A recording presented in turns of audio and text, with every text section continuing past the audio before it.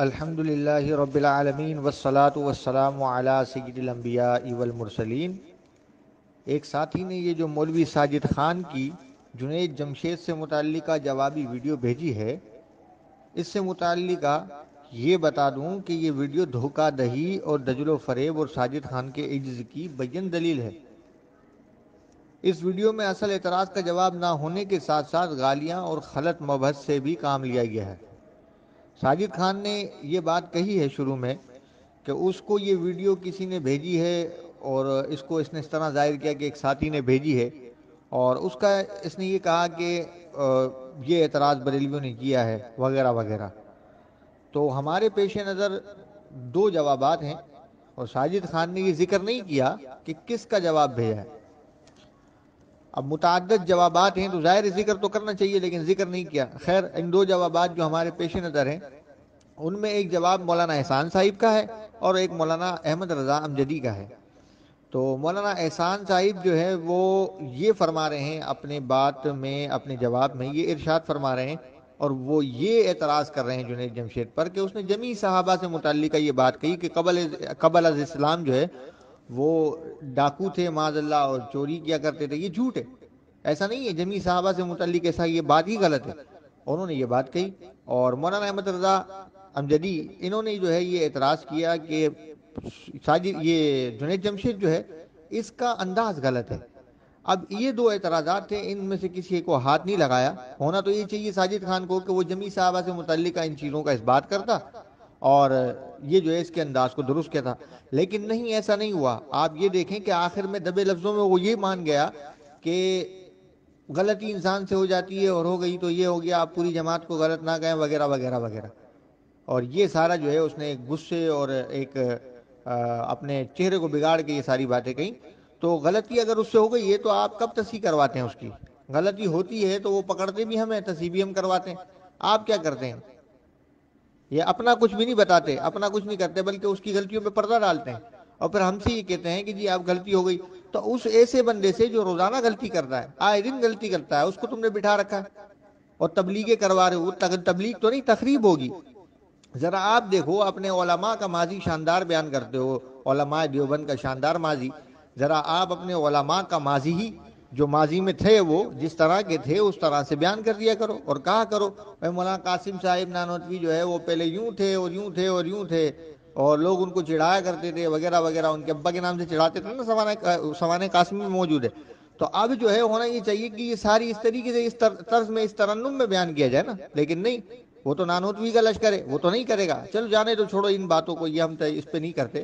ہم اتنی سی بات کرتے ہیں کہ غلطی ہو گئی، آپ سدھروائیں اس سے غلطی، اور سدھروانے کے بعد ساتھ ساتھ اس کے اوپر پابندی لگائیں کہ وہ اس طرح نہ کرے۔ کسی پڑھے لکھے کو بٹھائیں جو 17 سال سے تربیت لیا ہوا ہے، اس بات کو کہے ہوئے بھی ایک عرصہ ہو گیا، ٹھیک ہے، اب تو 18-19 ہو گئے ہوں گے تقریباً۔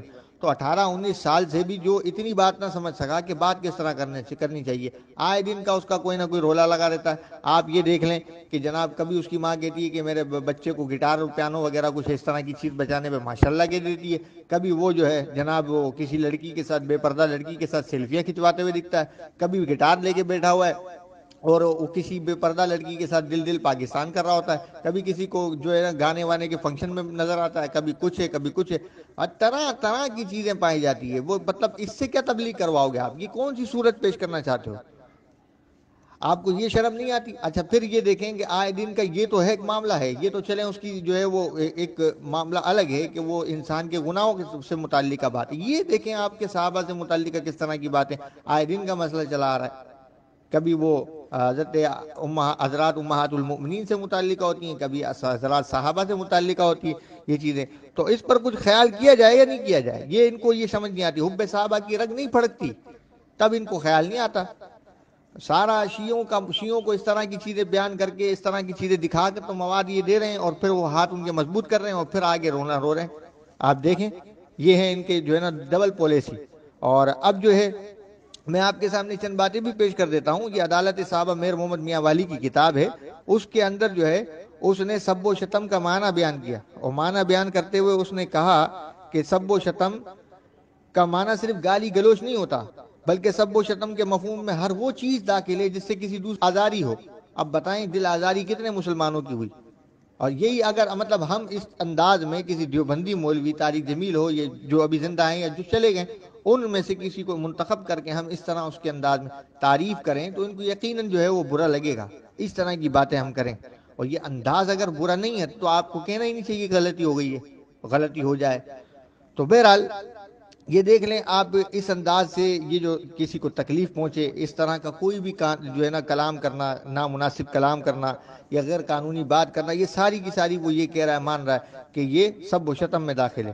اور اسی طرح آپ دیکھیں کہ حدیث پاک نقل کر کے اس نے یہ صفحہ نمبر 29 پر، پچھلی بات جو ہے صفحہ نمبر 139 پر تھی، اب یہ 29 پر یہ بات موجود ہے کہ نبی پاک صلی اللہ علیہ وسلم کوئی عیب یا شکایت چاہے وہ صحیح ہو، صحابہ سے متعلقہ ہو، اسے سننا ہی پسند نہیں فرماتے، اسے سننا ہی پسند نہیں فرماتے۔ اب آپ دیکھیں کہ ایسی بات جو سراسر غلط ہے، جمیع صحابہ سے متعلقہ بیان کی گئی، وہ ہم کس طرح سنیں؟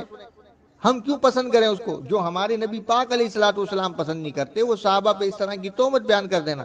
آپ مجھے بتائیں نا، اس کا کوئی فردن تمام صحابہ کا ثبوت دیں گے کہ وہ معاذ اللہ جو ہے وہ قافلے لوٹا کرتے تھے یا ڈاکو تھے؟ کوئی شرم غیرت حیا ہوتی ہے یا نہیں ہوتی؟ بہرحال ان میں نہیں ہے ایسی کوئی چیز، ایسی توقع بھی نہیں کی جا سکتی۔ اور اب یہی آگے یہی لکھا ہے کہ دوسروں تک جو ہے نا ایسی باتیں پھیلانا بھی سب و شتم میں داخل ہے۔ یہ آگے یہ بھی بات لکھ دی ہے اس نے اینڈ میں، آپ دیکھیں وہ ہائی لائٹ کیا، وہ آپ دیکھ لیجیے گا کہ یہ ساری چیزیں جو ہیں وہ خود مان رہے ہیں، اور پھر بھی یہ جو ہے اس پر جو ہے وہ پردے ڈال رہے ہیں۔ حیرت ہے۔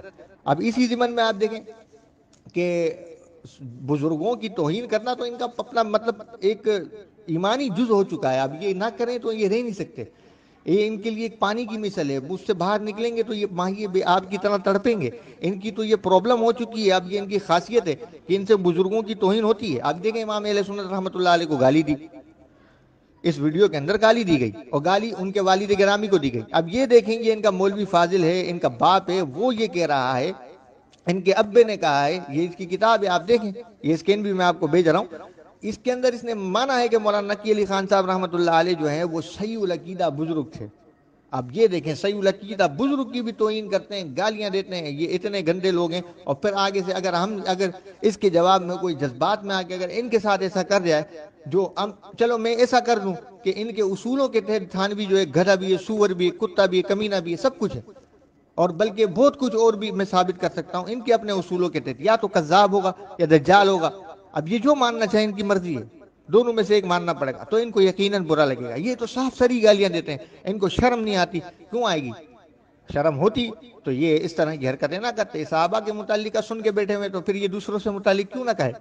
تو بہرحال اب آگے چلیں، یہ اس کو خود اس نے ایک کتاب کا جو ہے حوالہ دیا، حوالہ دے کر اس نے کہا کہ بھئی یہ دیکھیں اس میں بھی یہ بات لکھی ہے۔ وہاں تو اولاً عموماً جو ہے عرب کے متعلق بات لکھی ہے، عموماً عرب سے متعلق بات لکھی ہے، اور ساتھ میں جو ہے وہ حضرت فاروق اعظم رضی اللہ تعالیٰ عنہ کے بارے میں جو بات لکھی ہے، تو وہ حقانیت اسلام سے متعلقہ تو یہ خود بھی تسلیم کرتا ہے کہ ایسی بات بیان کی جا سکتی ہے، تو پھر اس کو جواز کیوں بنایا جا رہا ہے؟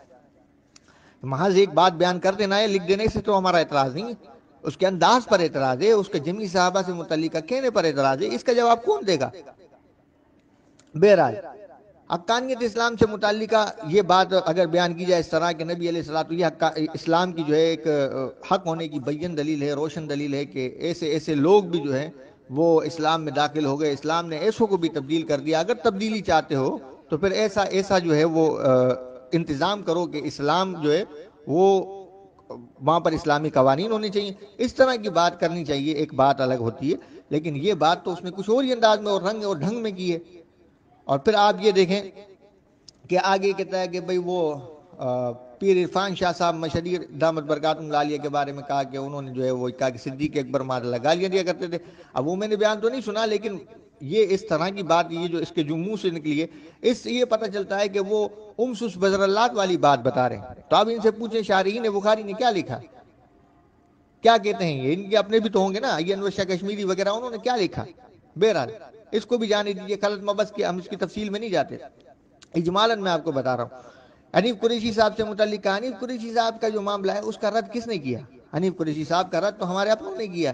یہ غفران محمود سیالوی صاحب بھی تو الزاماً جواب حنیف قریشی صاحب کو دے رہے ہیں کہ قریش کا بھی ایک معنی یوں بنتا ہے۔ تو الزامن جواب دینا بھی تم کو برا لگتا ہے. اگر مسلمات عند الخصم پر جواب دیا جائے, الزامن جواب دیا جائے, وہ بھی تمہیں تمہارے نزدیک گستاخی قرار پاتا ہے, تو شاہ عبدالعزیز محدث دہلوی رحمۃ اللہ علیہ تو پھر ان کو تو معاذ اللہ کافر ماننا پڑے گا, کیونکہ وہ تو انہوں نے عیسائی کو ایسے جواب دیا, پادری کو, کہ اس میں جو ہے وہ حضرت عیسیٰ کو اللہ کا بیٹا, اور وہ اس طرح کی بہت ساری چیزیں. یہ بڑی مشہور چیز ہے, آپ کہو گے تو میں دکھا دوں گا کمالات عزیزی میں, ملفوظات میں بھی, اور بھی کئی مقامات پر ہے.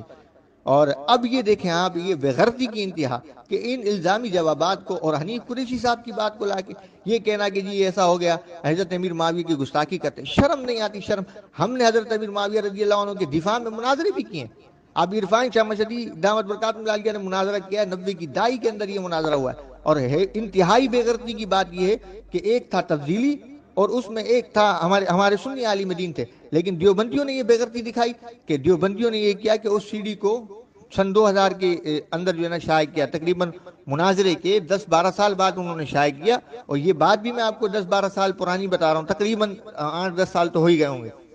میں خود گیا, مجھے کسی نے بتایا کہ یہ بنوریا ٹاؤن پہ مکتبوں پہ اس طرح سی ڈی بک رہی ہے, اور ہے مناظرہ ہمارا, اور بنا دیا گیا دیوبندی بریلوی مناظرہ, اور موضوع حضرت امیر معاویہ, یعنی کہ عرفان شاہ مشہدی صاحب کو دیوبندی بنا دیا, اور سامنے جو تفضیل تھا ان کو اس کو بریلوی بنا دیا, اور یہ پیش کر دیا, یہ تاثر دینے کی کوشش کی کہ یہ جو ہے جناب آپ جو مناظرہ دیکھ رہے ہیں یہ بریلوی ہیں جو حضرت امیر معاویہ کے گستاخ ہیں. تو اب اس طرح کے دھوکے تو آپ کے یہاں پائے جاتے ہیں. آپ جو اس طرح کی بات کر رہے ہیں کہ بریلویوں نے, میری کتاب کے مقدمے میں نے لکھا ہے حضرت امیر معاویہ کی شان میں گستاخی کی. حضرت امیر معاویہ کی شان میں اس سے سنگین الفاظ جو حضرت مفتی حنیف قریشی صاحب کیا بتا رہے ہیں, وہ بھی ایک انداز کی بات کرتے ہیں. ہم انداز غلط ہے, ورنہ بات تو یہ کہ ہم حضرت علی المرتضیٰ اور حضرت امیر معاویہ رضی اللہ عنہ کے درمیان جو جنگ ہوئی صفین کی, اس میں حضرت علی کو حق مانتے ہیں. تو اب اس تناظر میں اگر یہ انداز اختیار کیا گیا, ہم اس کو بھی غلط کہتے ہیں. اب آگے چلیں آپ, اب میں آپ کو بتاؤں گا, یہ حوالہ دے سکتا ہوں اگر آپ کہیں تو, کہ عبدالشکور لکھنوی نے ایسے سخت الفاظ کہیں حضرت امیر معاویہ, حضرت علی المرتضیٰ کی فضیلت بیان کرتے ہوئے حضرت امیر معاویہ کو چپلوں میں بٹھا دیا اس نے. کہتا ہے علی کے سامنے تو امیر معاویہ کی شان یہ ہے کہ وہ چپلوں کے اندر ہے. تو پھر یہ جو جملے ہیں یہ کیا ہے؟ یہ صحابہ میں اس طرح تقابل کرنا. بے شک حضرت علی المرتضیٰ کا رتبہ بہت بلند ہے, حضرت امیر معاویہ جو ہے وہ حضرت علی کے مقام تک نہیں ہے. وہ صحابہ میں مراتب ہیں, ان مراتب کا لحاظ رکھا جائے, لیکن صحابہ کے بارے میں یہ چپلوں والی بات کرنا, یہ بات میں آپ کو منظور نعمانی نے روایت کی ہے, اور نقل کس نے کی ہے؟ تھانوی کے خلیفے نے. میں دکھا سکتا ہوں آپ کو. بہرحال اگر مولوی صاحب کو پیٹ میں مڑوڑ ہوتا ہے تو ہم ان کے گھر میں تفضیلیت دکھا دیں گے, حضرت امیر معاویہ کے باب میں گالی لوگ دکھا دیں گے, بلکہ ان کے گھر کے اندر جو ہے نا ہم یہ بھی دکھا دیں گے ناسبیت بھی ان کے اپنوں نے مانی ہے, خارجیت بھی ان کے اپنے نے مانی, بلکہ حتیٰ کہ حضرت علی کے بھائی قرار دیتے ہیں خارجیوں کو. تو بہرحال ہم ایسی بہت ساری چیزیں دکھا سکتے ہیں, لیکن یہ سب خلط مبحث ہم نہیں کرنا چاہتے. موضوع یہ نہیں ہے, موضوع اس وقت یہ ہے, بات صرف یہ ہے, اس سے اس کا کوئی تعلق نہیں بنتا. اور پھر یہ دعوت اسلامی والی بات آخر میں لے آئے. اب یہ دیکھیں دعوت اسلامی والی بات لے آئے. ویسے تو کل تک تو یہ چپلکش کرتے تھے, آج جو ہے نا وہ اس کو جو ہے دلیل بنا لیا. حیرت ہے مجھے اس بات پر, ہم نے کون سی چپلکش تمہاری دکھائی ہے؟ ہم تو اس کی بات بتا رہے ہیں کہ وہ یہ بات کہہ رہا ہے, یہ غلط ہے. ہم تو خود کہہ رہے ہیں, ہم نے تمہاری آپسی یہ بات نہیں بتائی, ورنہ اگر بتاتے ہیں تو یہ گمن کے اسکینڈل میں تم نے کیوں رونا رویا تھا. بہرحال جانے دو. اب ہم بتاتے ہیں آپ کو, آپ کے یہاں کلمۃ الہادی لکھی گئی ہے, اس کے علاوہ کردالم کراچی سے فاضل نے بھی کتاب لکھی, اس کے علاوہ اظہر ولی خان رگڑا دیتا رہتا طارق جمیل کو, اور کئی لوگوں نے جو ہے وہ تبلیغی جماعت کے رد میں کتابیں تک لکھی ہیں. تبلیغیوں کو پتہ نہیں کیا کیا کہا, طارق جمیل کے بارے میں کیا کیا الفاظات کہیں, سب کچھ ادھر ہمارے پاس محفوظ ہے. لیکن موضوع یہ نہیں ہے ابھی. اور آپ جو یہ کہہ رہے ہو کہ کتابیں ہمارے پاس بھی محفوظ ہے, مطلب کیا آپ کے پاس محفوظ ہے, ہمارے پاس نہیں ہے کیا؟ ہم چاہیں ہم بھی دکھا سکتے ہیں. یہ سارے اپنی باری میں بھول جاتے ہو اس وقت کے, تو یہ آپ سی چپلکش ہوتی ہے تو علماء اصل صالحین میں بھی چلا, صحابہ میں بھی چلا, یہاں بھی چلا, وہاں بھی چلا, تب بھول جاتے ہیں. اب یہاں کی جو ہے یہ رونا روتے ہیں. حیرت ہے مجھے, اس کا کیا تعلق ہے یہ جنید جمشید کے معاملے سے؟ جنید جمشید کے بارے میں اگر کہا جاتا ہے کہ 17 سالہ تربیت یافتہ, آپ بتائیں دعوت اسلامی والوں میں سے کسی نے اس طرح اسٹیج پہ کھڑے ہو کے آ کے جو ہے اس طرح کی باتیں کی, جو آئے دن کا اس کا یہ 17 سال میں جو تبدیل نہ ہوا, وہ کیا کسی کو خاک تبدیل کرے گا؟ شرم تم کو مگر نہیں آتی, بس گالیاں دینی ہے اور یہی کرنا ہے. ہم چاہیں تو ہم بھی تمہیں تمہاری زبان میں جواب دے سکتے ہیں, لیکن نہیں, ہم میں اور تم میں کوئی فرق رکھنا ہے ہمیں. تو تمہاری حقیقت, تمہارا جو معاملہ ہے یہ واضح ہو چکا, اور یہ جو اعتراض اصل میں نا وہ یہ ہے. اب اصل اعتراض کی طرف لوٹا جائے, نہ کہ یہ کہ یہاں وہاں کی باتیں کی جائے. انشاءاللہ زندگی رہی تو پھر ملاقات ہوگی. اجازت دیجیے، پھر انشاءاللہ ملاقات کرتے ہیں آپ سے.